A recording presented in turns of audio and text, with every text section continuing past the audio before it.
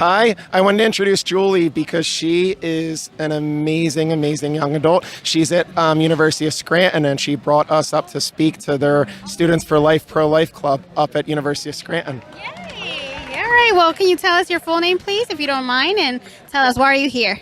My name's Julie Kilmer, and I'm here because I decided kind of this year when Roe v. Wade was overturned that I want to do everything I can to fight for this movement, because it's one thing to believe abortion's wrong, but it's another thing to really fight for these unborn child's lives and for their mothers as well, and doing everything we can to show that we are in full support of all lives. And so it's so awesome coming here to an event like this where I can connect with a ton of other pro-lifers and know that I'm not alone, because there's so many other people out there. Like you just saw the crowd today, that we're all striving for the same goal. Well, and you as a student, do you see any obstacles like at your school or I guess even in your social group? Do you see any obstacles? Is it hard for you to speak about this topic? Yeah, 100%. I go to a Catholic school, so you would think like, oh, it's pro-lifers everywhere, but that's not really the case.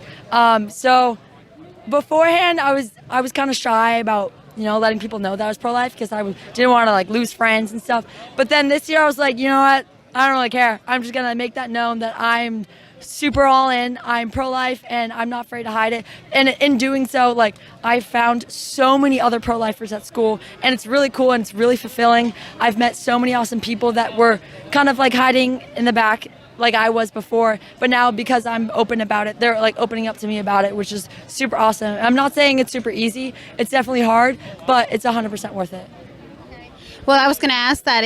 Has it been easy? Do you think that you can be an inspiration for others? Because we know when we don't speak, no one knows the problem, or no one knows that some people are having the same feelings as you are. But tell me, what do you say to these people who also are, kind of like hiding behind the shadows? Yeah, I think one thing I'd tell them is to focus on the mission, focus on the end goal, and we're trying to save lives. That's more important than your reputation. Like, who cares about your reputation? Like, there's a world outside of this, and our reputation doesn't matter. That's not going to come with us to heaven. So I think just remembering that, like, God wants us to fight for these children. God wants us to be there for these mothers. God wants us to spread this message of this culture of life, because especially for me right now on a college campus, it's my last year.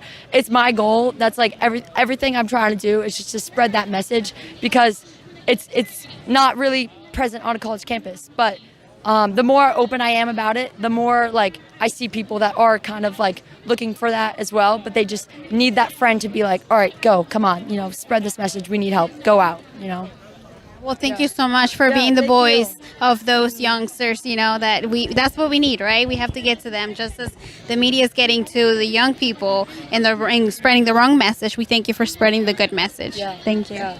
And thank you.